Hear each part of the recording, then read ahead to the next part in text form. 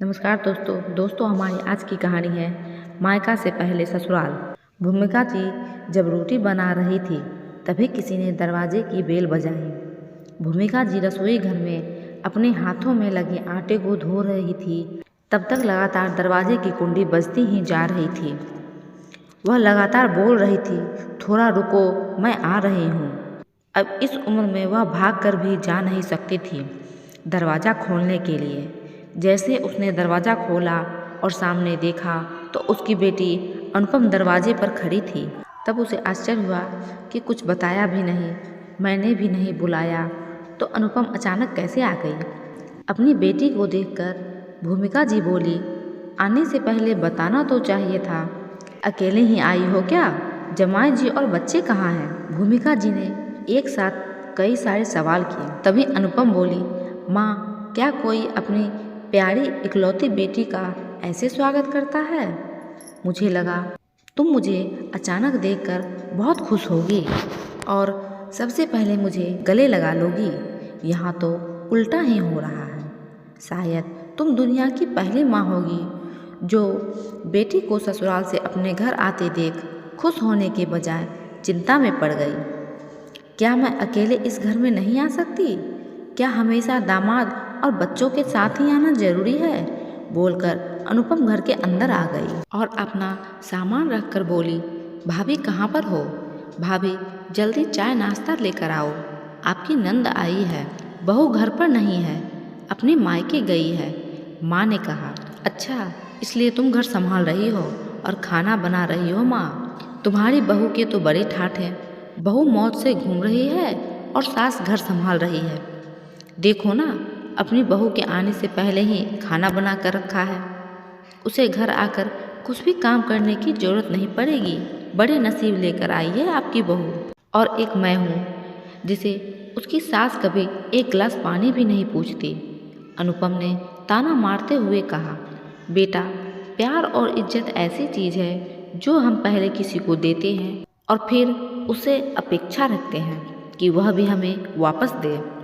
माँ ने समझाते हुए कहा।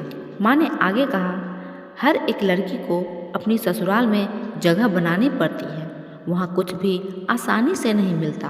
तुम अपनी सास से एक गिलास पानी की अपेक्षा करती हो। तुम तो उनकी बहू हो।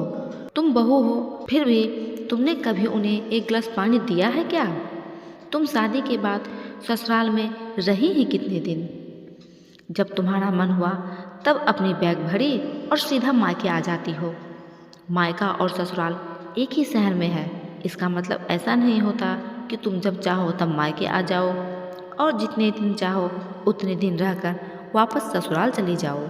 मायके में भी बेटी को मान सम्मान तभी मिलता है जब बेटी ससुराल का मान सम्मान रखकर मायके में कुछ दिनों के लिए आती है, तभी उसे मान सम्मान मिलता है। ऐसे हर रोज़ बिना बुलाए कोई ना कारण होते हुए भी कोई बेटी मायके आती है तो उसको कोई पूछताछ भी नहीं करता। और तुम मेरी बहू को बोलती हो ना, तुम तो मेरी बहू की बराबरी ही मत करो। वह कभी भी बुलाए बिना अपने मायके नहीं जाती और गई भी तो वहाँ की कोई भी बात में वह कुछ नहीं बोलती। वह जब घर में रहती है तब वह मुझे घर का कोई भी काम में हाथ नहीं लगाने देती। अब मैं अपनी इच्छा से घर का काम कर रही हूँ। वह मुझे काम करने के लिए बोल कर नहीं गई है। अपनी बेटी को माँ के सिवाय अच्छे से कौन समझ सकता है? मुझे तुम्हारा स्वभाव अच्छी तरह से पता है। तुम्हारे ससुराल में सब लोग अच्छे हैं। तुम उनके साथ मिलजुल कर रहना नहीं चाहती। ससुराल तो ससुराल होता है और मायका तो मायका होता है। मायके में घर का काम अपनी मर्जी से होता है। ससुराल में सबसे पहले सबका दिल जीतना पड़ता है, सबको अपना बनाना पड़ता है। उसके लिए छोटों से लेकर बड़े तक सबको प्यार करना पड़ता है। सबकी पसंद नापसंद का ध्यान रखना पड़ता है। सबसे प्यार से बोलकर सबको उनके घर के काम में मदद करनी पड़ती है। तभी सब लोग घर में आई नई बहू को स्वीकार करते हैं, उसे अपना मानते हैं। तुम जिम्मेदारी लेने के लिए तैयार ही नहीं हो, इसीलिए रोज़ रोज़ मायके चली आती हो। यहाँ आकर भी वही करती हो। अभी की बात देख लो, घर में कदम भी नहीं रखा, उतने में भाभी को ऑर्डर देना शुरू कर दिया। भाभी मुझे चाय नाश्ता लेकर दो। वह व्यक्ति घर में है या नहीं है, वह कैसी है, उसकी तबीयत कैसी है, वह पूछना भी जरूरी नहीं समझा।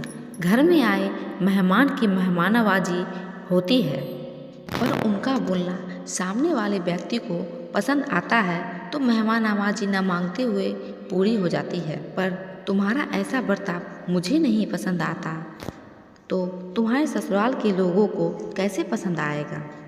तुम बोलती हो ना मेरी बहू का बहुत ठाठ है, तो वह बात सही है। उसने यहाँ हमारा दिल जीत लिया है और हर एक के दिल में खुद की जगह बनाई है। वह रोज़ तुम्हारी तरह ससुराल के लोगों के साथ झगड़ा करके मायके नहीं जाती। इस वजह से ससुराल और मायका दोनों जगह उसकी इज्जत होती है। जब तक उसे अपने मायके से बुलावा नहीं आता तब तक वह जाती नहीं। आज माँ ने अपनी बेटी को उसके दोस्त दिखाए, क्योंकि उसे लगता था कि बेटी को अभी नहीं समझाया तो वह कभी नहीं समझेगी। तब तक बहू भी घर आ गई। उसने अनुपम को देखते ही बोली, दीदी आप कब आई? मुझे फ़ोन किया होता तो मैं घर जल्दी आ गई होती ना। इस पर अनुपम बोली, नहीं भाभी, मैं वापस जा रही हूँ। अभी मेरी सास का फ़ोन आया था, उनके सीने में दर्द हो रहा है, मुझे वापस जाना है, फिर कभी आऊँगी। बोलकर अनुपम अपना सामान लेकर चली गई। तभी उसकी भाभी ने उसे रोकने का प्रयास किया, पर उसके सास ने ही अपनी बेटी को रोकने के लिए मना किया और अपनी बहू को बोली, बहू जाने दो उसे, पहले अपना घर संभालने दो, उसके बाद उसे मायके में आने दो। तुम किसी के नहीं बुलाने पर भी अपने मायके जाती हो क्या? तभी बहू भी समझ गई कि सास ने उनकी बेटी को जीवन का पाठ पढ़ाया है। काफ़ी महीने हो गए अनुपम का फ़ोन नहीं आया था। वह खुद भी मायके नहीं आई, इसलिए उसकी माँ ने फ़ोन किया। पहले तो किसी ने फ़ोन नहीं उठाया, फिर थोड़ी बाद फ़ोन किया तो फ़ोन उठाया, लेकिन अनुपम ने नहीं, उसकी सास ने फ़ोन उठाया। तभी उन्होंने उनकी तबीयत का पूछा, फिर दोनों की बातें शुरू हुई।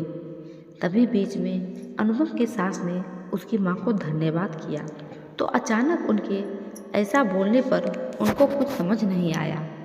इसलिए भूमिका जी ने वापस पूछा, आप और किसी से बात कर रहे हैं क्या? अनुपम की सास बोली, नहीं तो फिर आप किसको धन्यवाद बोल रही थी? भूमिका जी ने पूछा, आपकी बेटी अनुपम बहुत समझदारी से बर्ताव कर रही है, सभी की मनपसंद का खाना बनाकर खिलाती है, घर में बहुत आनंद का वातावरण बना है, कोई भी झगड़ा नहीं, जैसे स्वर्ग ही बन गया है मेरा घर। इसलिए मैं आपको धन्यवाद बोल रही हूँ। आपकी बेटी के अच्छे बर्ताव से यह दिन हमें देखने मिला है, हम बहुत धन्य हो गए। पहले हमें उसकी तरफ से कोई अपेक्षा नहीं थी, पर आपने उसे समझाकर भेजा है और उसके स्वभाव में बदलाव आया है। आज उसी अनुपम को मायके जाना तो दूर की बात है, फ़ोन पर बात करने के लिए भी उसके पास वक्त नहीं है। वह अपने गृहस्थी में व्यस्त हो गई है और आज उसे मायके से ससुराल श्रेष्ठ लगने लगा। तो दोस्तों, कैसी लगी है आपको हमारी आज की कहानी? अगर अच्छी लगी हो तो वीडियो को लाइक और चैनल को सब्सक्राइब करना ना भूलें।